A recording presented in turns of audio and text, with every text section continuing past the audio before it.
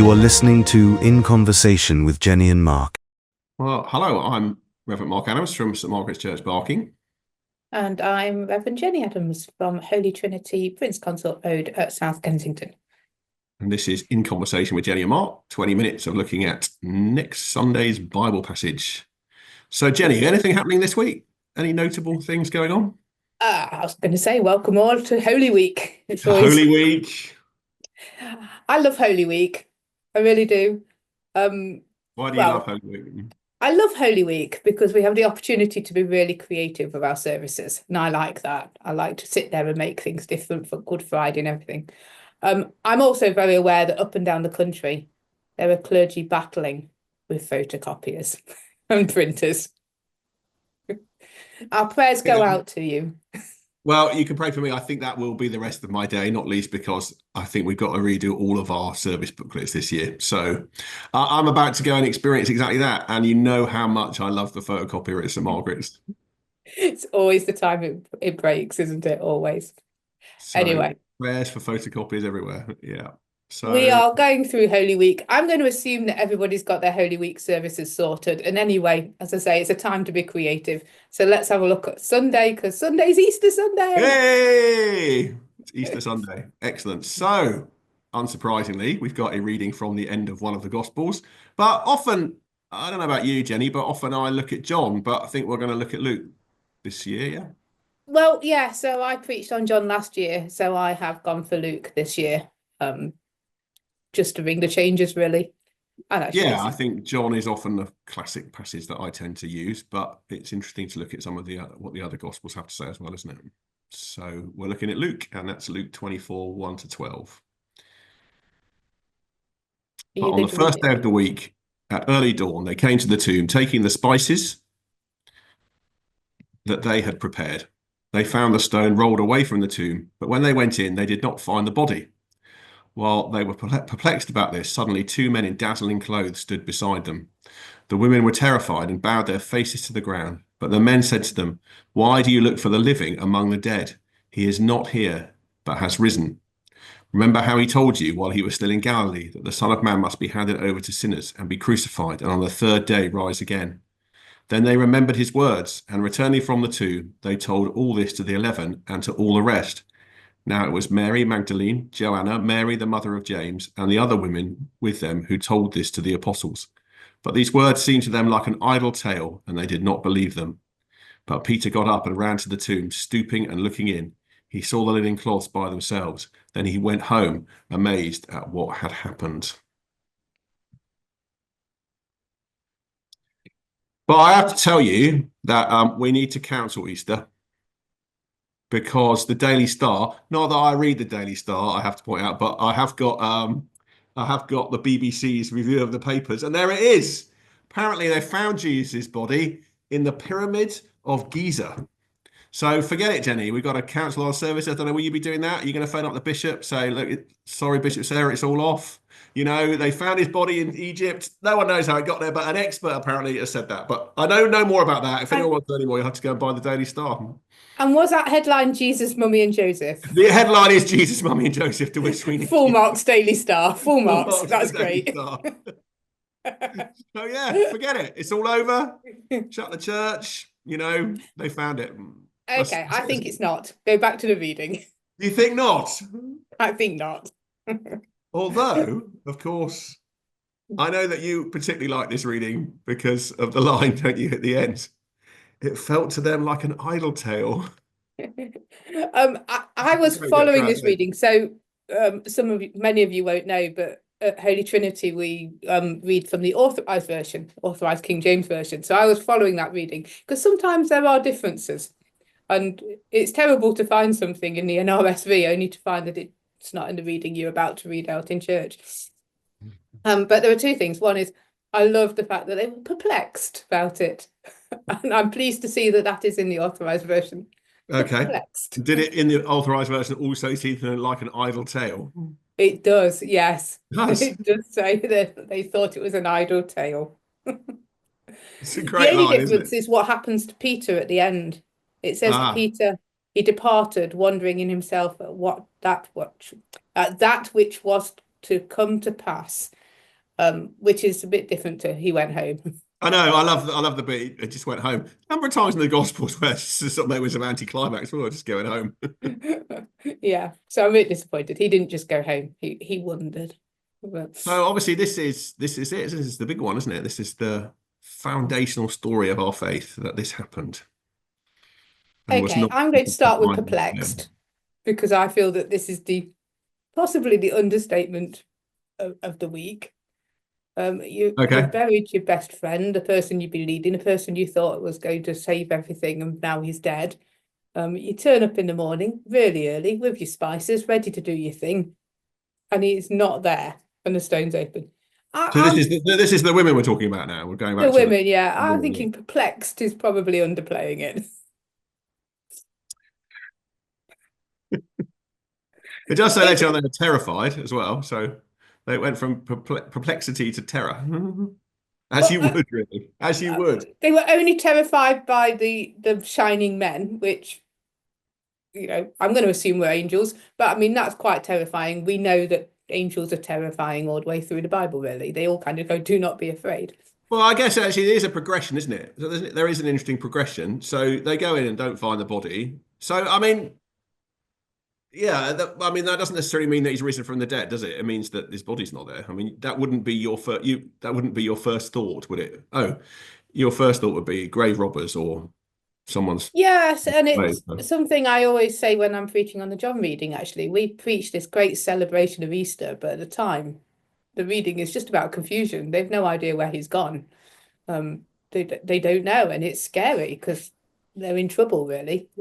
They could be in the frame for pinching him. So actually, perplexed is not, well, it is a bit understated, but it's not a kind of awe and wonder at this point, is it? It is what's happened, maybe a bit frightened, and then two angels. I would say perplexed is something I get about word puzzles, not missing bodies. So shout out to my dad who listens to this regularly. If you're doing the polygon, you might be perplexed by it. Bit if a body went missing, bit more. What do you think would be what word would you want to use to describe how they might have felt at that time? I don't know, but I think I would go for something more terrifying. I can't think of the right word. I've criticised this. Yeah, I'm going to say, so you've got to come up with something better. Well, I didn't know that I had to. I'm sure I could, but not on a spell. Okay, so they're perplexed. Anyway, they are confused, maybe, worried about what's going on, anxious. Scared. Yeah. I mean, I'm guessing that these two angels, I'm going to assume they're angels. We know they're angels.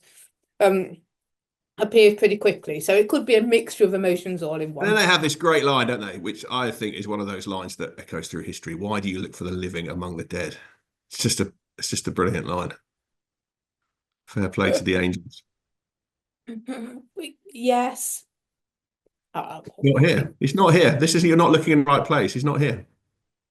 He told you he's not. Yeah, I know. There is a little bit of that. He didn't tell you this was going to happen. As if, oh, well, that's fine then. I mean, I should have. Which I think is probably another better bit. He told you this. What are you doing here? Tell you. But there is a truth in that, isn't there? It's like that is kind of a little bit of the message. He told you he's not here. What are you doing here? This isn't the place where you need to be. And to be fair to them, at that point, they kind of recognised what had happened, didn't they? The women kind of got it, I feel.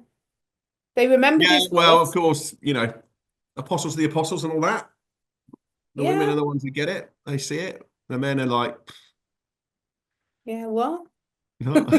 Seems them like an idle tale. And so it goes on throughout. So it goes on, yeah. And so it goes on today, up to the front headline of the Daily Star, to which it still seems to them like an idle tale. Can't really believe it. It's an idle tale. But yes, with the exception, and let's give him credit here, Peter at least went to check it out. So Peter goes to check it out. Yeah. Although that does remind me a little bit of when I tell you something and then you Google it. It's like, I've just told you. So Peter does the typical man thing and goes to check it himself. And finds Oh, look, they did know what they were talking about. He's not Yeah. there. But then he goes home. He goes home. But although amazed. So there's the start. It's just the start, isn't it? It's the start of something. And of course, the thing about the resurrection is it itself seems quite understated, really, in the sense that no one sees it, no one's there. It happens at sort of 4 a.m. in the And tomb. isn't that a real echo of the incarnation, though? It is, Because yeah. that's, yeah, exactly what I preached. It happens complete. Nobody would have known. It would just happened. He was just born in the middle of the night, we assume, because the Well, animals it are is in. too, because it does talk about angels singing in the night time, yeah. Yeah, yeah. I mean, we don't really know the timeline, but yes, but it would have been just a quiet affair that nobody Mm. knew, and here we have a Mm. game, just in the middle of the night, nobody watching. It's a Yeah. real echo of the incarnation. And Now I've got to leaves the find clue something all age to do about it. leaves the clues for the disciples to follow. It's like the breadcrumbs, isn't it? The clues that they have to follow to work out what's going on. Well, yeah, I mean, but the women know what's going on. They just need to ask them. Just need to listen. And there we have the history of the church for the last 2,000 years. Yeah. Certainly have the history of my heating system, everyone. Um, um, yeah, so now I've got to find something reasonably all age to do with this. I don't know how everyone else as they preach it, but we don't Yeah, it's really do interesting all actually age at because of Holy course, Trinity except on Easter Sunday, because I well, feel often of course we don't. I mean, I don't think I've ever been in a church which doesn't do all age for Easter Sunday, because you don't normally have your children's groups operating. Therefore, it's going to be all age, and that will be the same for us at St Margaret's on Sunday. It will be all age, although I'm not doing it. Lee, my colleague, is no, doing but can I it. just have a shout out to those that are preaching one of those things? I do remember from many years ago when my children were very, very little, sitting on Easter Sunday, and we had to leave before communion because the sermon was so long and I couldn't keep them under control for any longer. So please keep it short. So yeah, For keep those it short, parents, keep it please. punchy. If you're going to do all age, and I think that's right. I think if it's going to be all age, you have to do it in an all age sort of way, and you have to leave the. I mean, there are 6 weeks of Easter, of course, as well, aren't you? So you've got time to do some more exposition later on about deeper things on than you necessarily have time to do on all age service on Easter Sunday. I think that's true. So I have two ideas if anybody Okay, needs an in. give I us don't your know rough which one I'm ideas. going to go for. One was about the idle tale. Yeah. And maybe finding other things that sound like an idle tale and then building from there. The other thing, I don't know whether this might be better for my context, to talk about rocks. So Ooh. I was very taken that it was Peter that went to look, and of course Peter was known as the rock. Okay. And obviously you've got the rock of the tomb, and you can tie that in. You can give out Easter eggs and rocks. And as I say, I think that might work better for my context, but aren't used to all age, so they're not used to people coming to the I'd front. rather have an Easter egg than a rock. I'm just going to put it out there. Do I get an Easter egg and a rock, or do I get just one or the other? Ideally, I mean, it all depends on a well-known site that can deliver the next day. Other delivery sites are available. But they don't all deliver the next day. They don't all deliver the next day. That is the problem. Yeah. Yeah, so they are my two edgier thoughts. I really like the would I lie to you? It's an idle tale. What's true? It depends on how much you think your congregation will engage, and I have a suspicion I mine think might there's a be lot of sort of mileage in scared. that, because you're getting to the heart of the thing, really. I mean, do you believe this or not? This is really which is really the question that Easter poses to us, isn't it? Do you actually believe this? Do you think did I this happen? know. Do you think it's Apart an from, idle I tale? quite like the idea of them having something to take home, but then, to be honest, that rock's probably just going to sit on their desk, isn't it? Yeah, but you could still bring the rock into that, couldn't you? Because the rock moving is in one sense a symbol of it, isn't it? Well, mix them together. Actually, yeah, I could mix those ideas together. Ooh. Ooh. That's Easter sorted, folks. There you go, that's Okay. Easter. So the rock is a symbol of what's happened, and you've got to work out whether or not you think it's an idle tale. And then a little bit of Peter was the rock, build our church on the rock. We're here. There you go. Job was a good one. As they say in a certain part of the world. Mainly mine. Mainly yours, yeah. Okay. Well, we've sorted Easter, so I think we might as well wrap up.